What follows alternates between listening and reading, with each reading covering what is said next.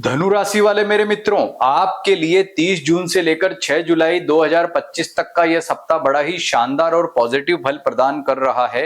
मैंने यहाँ लिखा भी है, पॉजिटिव फलों से प्रसन्नता, यानी कि ऐसे सकारात्मक फल मिलेंगे कि आप प्रसन्नता का अनुभव करोगे।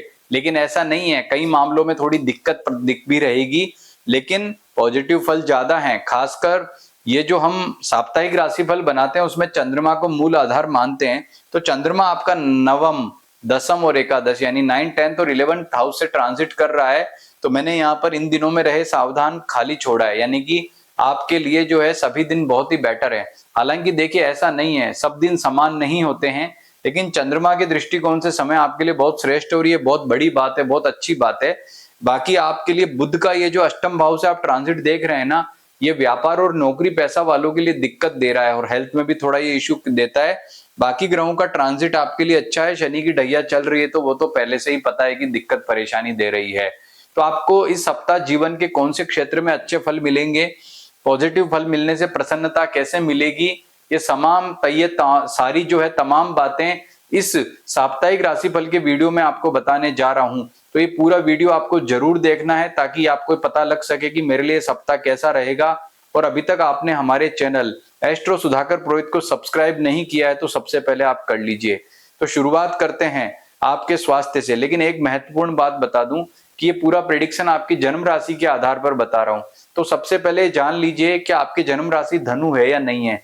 ये जानने के लिए अपनी जन्म पत्रिका में जाकर के देखें कि लग्न कुंडली में 9 नंबर में चंद्रमा बैठा है क्या। यदि हाँ है तो आपकी जन्म राशि धनु है। यदि नहीं, आपको डाउट है, तो ऐसी स्थिति में आप क्या करेंगे कि आप या तो हमें कमेंट पे अपना जन्म तारीख, जन्म समय, जन्म स्थान लिख करके इसी वीडियो के कमेंट में लिख दें, या फिर हमें मैसेज कर दें व्हाट्सएप पर, हम आपको आपकी जन्म राशि बता देंगे।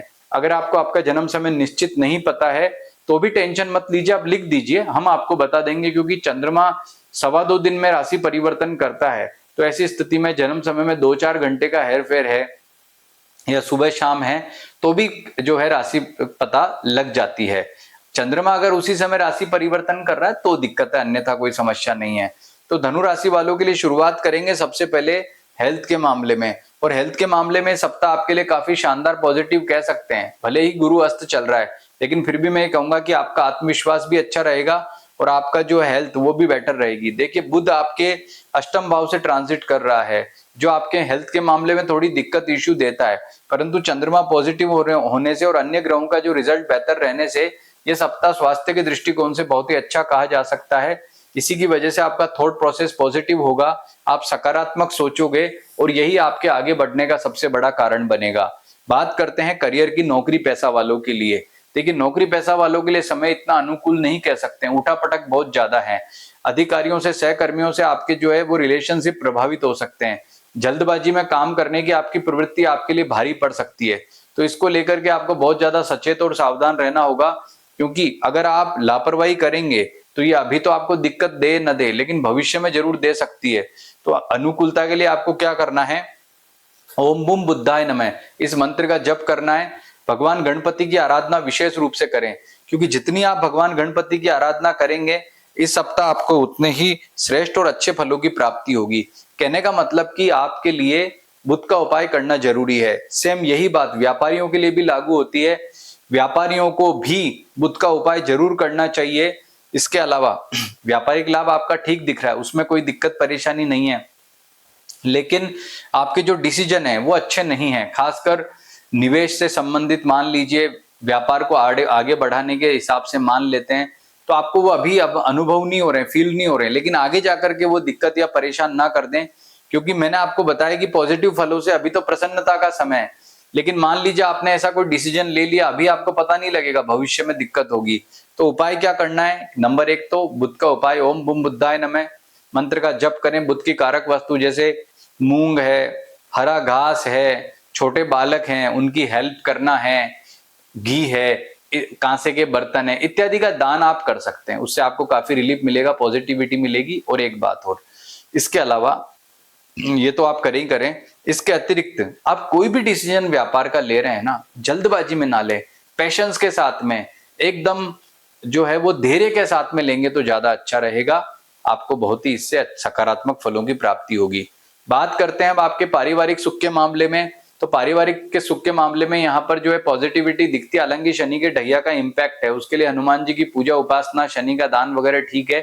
तो शनि के इम्पैक्ट प्रभाव तो आपके पारिवारिक सुख को दिक्कत दे ही रहे हैं। तो माता पिता के स्वास्थ्य संबंधी जो भी चिंता, दिक्कत, परेशानी है इस सप्ताह वो ज्यादा जो है उसमें कोई नया इशू क्रिएट नहीं होगा, मामला ठीक चलेगा आपका। बाकी दिक्कत जो है वो आपको उसका एक परमानेंट समाधान मिलने में अभी समय लगेगा। वैसे आपको बता दूं कि 14 जुलाई के बाद शनि वक्री होगा, रेट्रोग्रेड होगा, तो वो आपके लिए बेटर कह सकते हैं।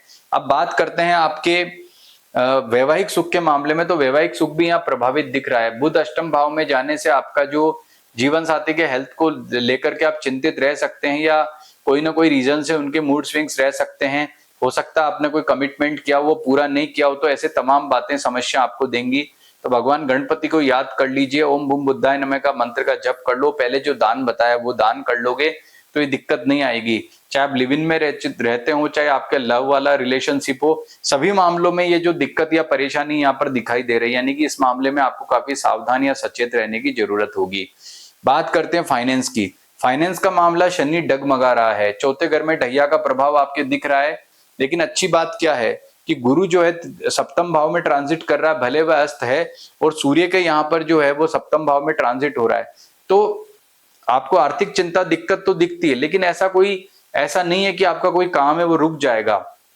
आपके सारे तमाम जो सारे काम हैं वो इजी तरीके से संपन्न होंगे, उसमें कोई दिक्कत या परेशानी आपको नहीं आने वाली है। और मैंने यह जो लाइन लिखी ना, पॉजिटिव फलों से प्राप्ति, वो इसीलिए लिखी है कि कितनी ही मुश्किलें आए उसके अंदर कोई ना कोई समाधान आप ढूंढ लोगे, और उस समाधान जो है उसको लेकर के आप आगे बढ़ोगे। और उसका सबसे बड़ा कारण क्या रहेगा? नंबर एक बात आपका भाग्य, दूसरा आपका आत्मविश्वास। यानी भाग्य और आत्मविश्वास से ही आप पॉजिटिव फलों को प्राप्त करोगे और जीवन आपका श्रेष्ठ बनेगा। अब बात करते हैं स्टूडेंट्स के लिए। तो विद्यार्थियों के लिए समय अच्छा कह सकते हैं, आपका कंसंट्रेशन लेवल बेटर रहेगा। इस सप्ताह होने वाला कोई एग्जाम वगैरह उसमें भी आपका अच्छा परफॉर्मेंस रहेगा, नए मित्र बनेंगे। विद्यार्थियों के लिए समय बेटर कह सकते हैं, यानी आपको बहुत अच्छे रिजल्ट की प्राप्ति होगी। कॉन्फिडेंस लेवल भी आपका अच्छा रहेगा। भाग्य का भी आपको यहाँ पे श्रेष्ठ जो है लाभ मिल रहा है। तो ये जो बुध है ये पूरे 70 दिन के लिए, 22 जून को बुध यहाँ आया था, 70 दिन यानी 30 अगस्त तक रहने वाला है। तो भाई धनु राशि वाले मेरे मित्रों, ये गांठ बांध लो कि 70 दिन जब तक यहाँ बुध रहेगा ना, इसके उपाय करने ही करने। हालांकि 18 जुलाई को जब ये वक्री हो जाएगा तब जरूर थोड़ी दिक्कत या परेशानी आपको कम होगी, लेकिन फिर भी इस बुध ग्रह को मना करके रखो, क्योंकि अष्टम भाव में आकर के जीवन को बड़ा उथल पुथल मचा देता है। छोटा ग्रह है, जल्दी जल्दी राशि चेंज करता है, लेकिन इसके जो रिजल्ट है बड़े ही खतरनाक है। तो इस ग्रह के उपाय जरूर कर लेना, जिससे आपका जीवन बेहतर बन सके, अच्छा बन सके। और एक बात और, ये जो तमाम आपको प्रेडिक्शन बताया है ये एज इट इज आप पर लागू ऐसा नहीं है। यदि आप जानना चाहते हैं कि व्यक्तिगत रूप से मेरे लिए आने वाला समय कैसा रहेगा, तो उसके लिए आप जो नीचे नंबर दिख रहे हैं ना, इस पर आप हमसे संपर्क कर सकते हैं। और ये तय मानिए कि हमारा एक परामर्श आपके जीवन की दिशा को परिवर्तित कर सकता है। नमस्कार।